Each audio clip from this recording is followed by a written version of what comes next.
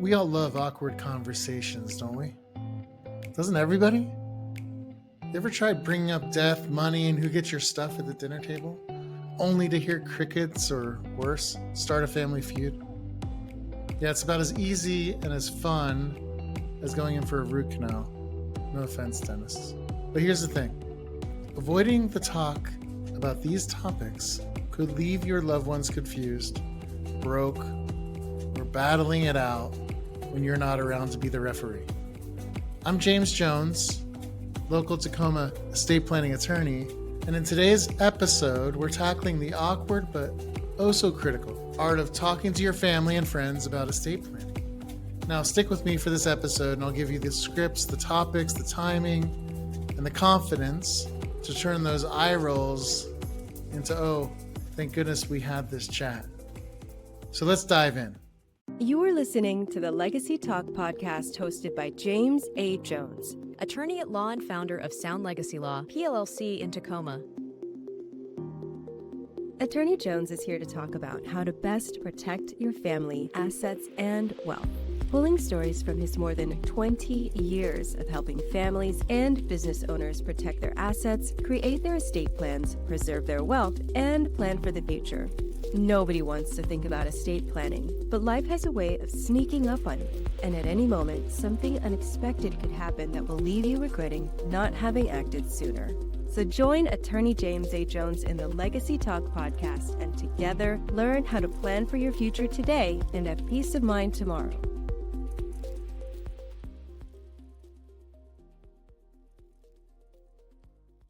Welcome to Legacy Talk. I'm your host, James Jones. And again, on today's show, we're talking about talking with your family and friends about estate planning. It's not an easy topic.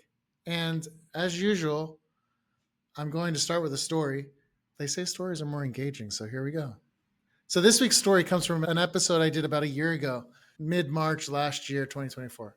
It's about a client named John that I had just met a few months before that. And I had initially met with John the summer before that. So probably a year before I had met with him, and then I met with him again, a year later. That's the math. We discussed his plan. We came up with a structure and a distribution scheme for his estate. John has a special needs daughter as well as a son. And he wanted to put his daughter's share into a special needs trust for her that would be managed by his son. Okay, special needs trusts are trusts that can allow people with disabilities or special needs to maintain their benefits, not lose their Social Security, disability, not lose Medicaid, things like that. Okay. So it really is a good thing for protecting your kids. But with John, once he got home, he started second guessing himself, and he couldn't make a decision with regard to who would be in charge of things if his son was really the right choice to manage his daughter's trust. He couldn't figure it out. He kept going back and forth and back and forth. Analysis paralysis, or paralysis by analysis, as they say, right? At least that's what he told us. What we really learned later was that John was really afraid of confronting his own mortality. It paralyzed him so much that it took him almost 12 months, to eventually sign his documents. So from when I met with him initially to when he finally came back, it was 12 months later. To his surprise, and he was worried about this, he did not like talking about death. And that's a thing. There's a whole episode I did about it. It's the one that I'm taking the story from about a year ago, story of John. He did not instantly keel over, to his surprise. There was no spontaneous combustion at the signing table. I was also happy about this, by the way. But the bottom line is, and the reason I'm bringing this story up in today's episode, is that it can be hard to talk about this stuff, right? But with the proper education, with resources, sometimes professional familial guidance, it's something that can be done, instant death not included, right? These are hard conversations, okay? These are hard conversations, but we need to have them, okay? So let's get into the main portion of our episode today, which basically gives us some thoughts with regard to how we tackle these difficult conversations with our friends or family with regard to mortality, estate planning, money, who gets what, okay? So why is it awkward?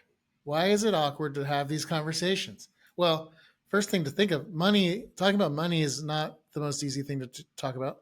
Talking about being dead or dying or your death is not easy to talk about. And it's normal to feel, weird bringing those things up. Taboos make us squirm. You got to acknowledge it up front. Hey, it might be difficult to talk about this, but I might die someday, right? Oftentimes in these types of conversations regarding money and mortality, emotions run high, especially when our legacies are at stake, right? We want to make sure that our kids are taken care of, our beneficiaries are taken care of, our legacy goes on, that we don't cause major fights, that we don't cause major hassles, right? So we get emotional about it. Our kids don't want to not have us around, usually, ideally, right? One way to do this, one way to deal with these conversations about money and death and legacy is to try to normalize it, right? Death is part of life, right? Life is part of death. We will all die someday, most likely. There's a group of transhumanists out there that are really trying to keep us all alive forever, which we'll see what happens with that. I don't know. I'm not sure the fusion of man and machine will come someday. We'll see what happens. But at least as of now, we're going to die. Okay. So we'll revise this episode if that's not true later. We will cease being mortal sometime. Okay. All right. Moving on. Start with your why. Okay. Why do we do our estate planning? Why do we want to have these conversations? Well, the first reason is, the typical reason is, and the most common reason is, I want you all to be taken care of. Okay. This is about love. This is not about control. Frame it as this is for you. Okay. Share a goal that you might have. What's the goal? We want the kids and family to be taken care of. We do it because we love them. We want to make it as least stressful as we can make it. Okay. And we want to keep it positive. Keep it positive. Focus on care, not loss. Focus on quality time, not no more time, right? You want to be with your family. They want to be with you, hopefully, we've said. This is important, right? It's sometimes important to have these conversations. It's sometimes important and necessary to have these conversations, even though they're hard, okay? Focus on the good things that this will bring, not the bad things that they'll feel when you're gone, okay? Next, pick the right time to do this, please. Don't bring it up at Thanksgiving dinner, for example. Don't bring it up around the Christmas tree.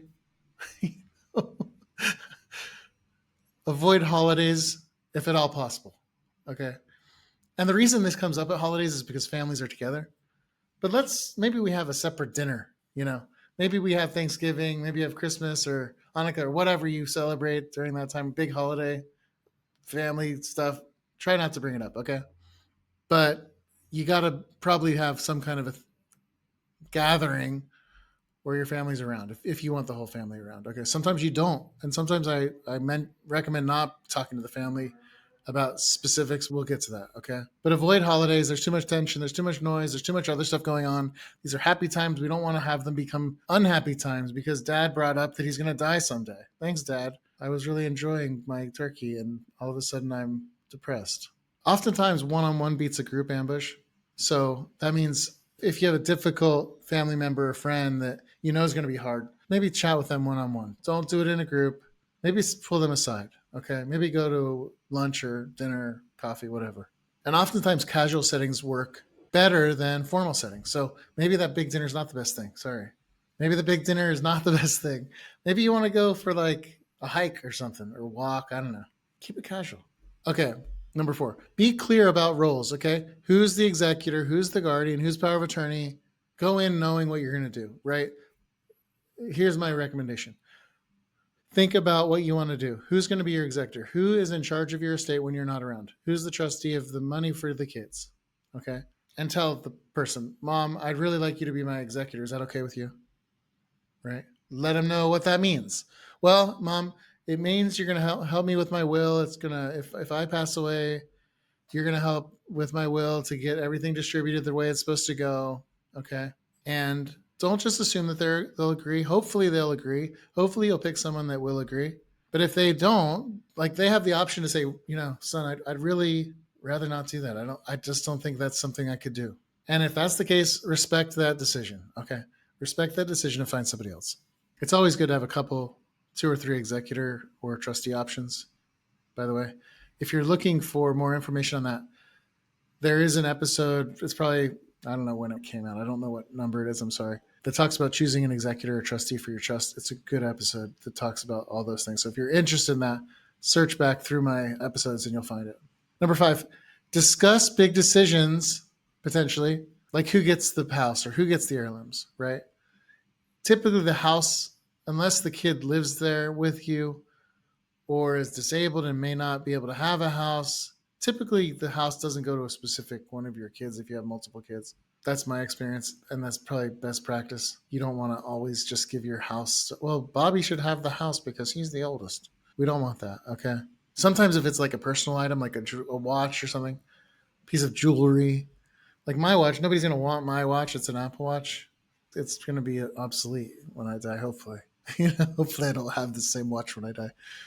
Discussing things like this about who gets what, like, I'd really like the china. I'd really like that coin collection, Dad. I'd really like your wedding ring, Mom. I don't know. By clarifying that kind of stuff early, it prevents having fights later between the kids. Okay. And remember this, though. When you are making these decisions with regard to, or having these discussions with your family and friends, like, what do you want, kids? Do you want that picture on the wall? Do you want grandma's wedding dress? I don't know. Whatever it is, be fair with them. Like, they can have something, I guess, right? As long as you say it's okay. But remember that it's your call as to what they get, not theirs. They don't get to pick necessarily whether they're the ones that get grandma's wedding dress. Maybe you wanted that to go to your sister or, somebody else, right? Maybe it's so full of moths that nobody wants it. I don't know. But it's your decision, okay? It's your call, not theirs. It's your call, not theirs. Remember that. That being said, you should listen to their input, at least a little bit, right? Sometimes they'll surprise you with concerns that they have, okay? Maybe ask them, questions like, well, what worries you about this? What worries you about me passing away or dealing with my estate when I die? That opens up doors for conversations that may not have otherwise happened, okay? And it's back to the last point. These kids or friends of yours might want something that you didn't expect. Maybe they want something that you have no idea, right? Like, I can't even give you an example. Like the cuckoo clock from Bavaria is something your daughter really wants, but you thought your son might want it. I don't know. And so when you're making those decisions, it's good to figure out what they want. And in making those decisions and having those discussions, you want to compromise. Compromise is the name of the game. Compromise keeps people happy. Compromise is a good lesson to teach your children, a good trait, particularly in situations where feelings can be hurt and families are destroyed because they don't compromise with each other. They don't give up that hope for that freaking Bavarian cuckoo clock, right? Or grandma's wedding dress, okay? Another good rule of thumb is avoiding surprises, okay? Hinting at the fact that you're making your plans, like you're working on your estate plan. Hey, I'm going to see the lawyer. We're going to work up our estate plan, our will, or we're doing our trust. We're doing our will. Just so you know, I'm working on my will. That's good. Dropping hints early means that they're not blindsided later. I'm not, this is interesting too, right? Are they really blindsided? Unless you're in a long-term illness or something. And if you die normal, natural passing, like when you're in your 80s or 90s, they're not going to be blindsided by your death typically, right? If you're young, then that's a different story. But let them know that there's a plan. Let them know that you've worked on a plan. You don't even have to tell them what's in the plan necessarily if you don't want them to know. But just maybe they need to know that, this is what I want and I'd like you to be happy with it, okay? If you're really worried about them not knowing and that causing problems, maybe be more transparent, okay? Transparency can cut trauma down the road, okay? Yeah, it can be better that way, okay? It can be better that way if they know ahead of time and aren't surprised. Because the worst thing that have happen is that if Bobby really thinks he should be the executor of the estate or the trustee or, the person in charge of your estate when you die, and it's Joey, Bobby might storm off in a rage, and never talk to Joey again. And that's not great for Joe. And it's not great for Bob.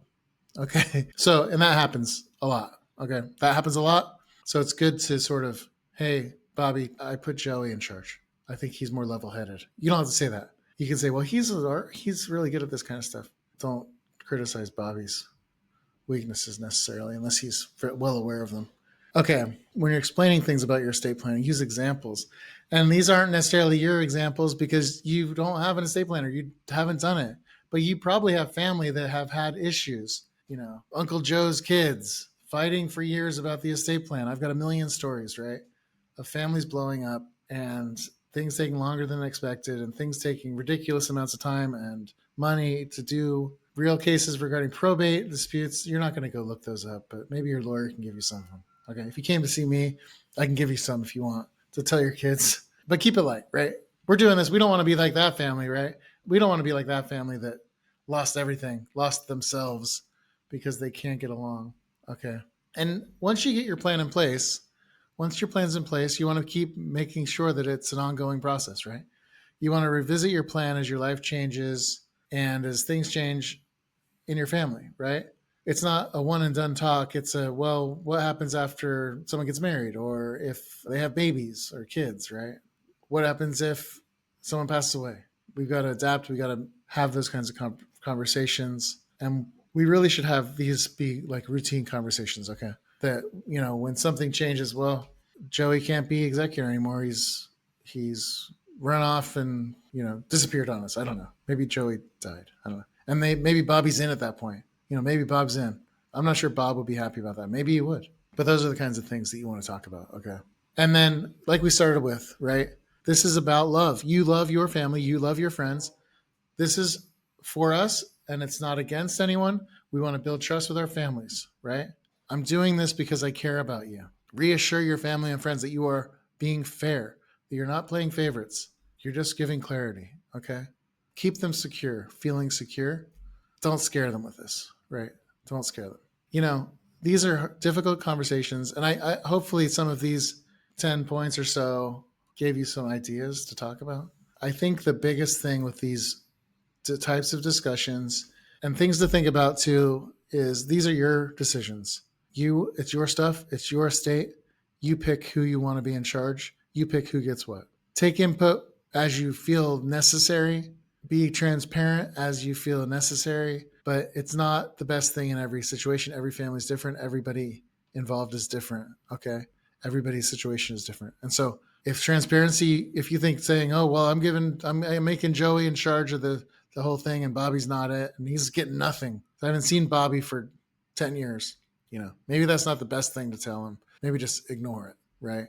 That's a decision you're going to have to make yourself. But hopefully this was something that was helpful for you. These conversations are important and I recommend having them.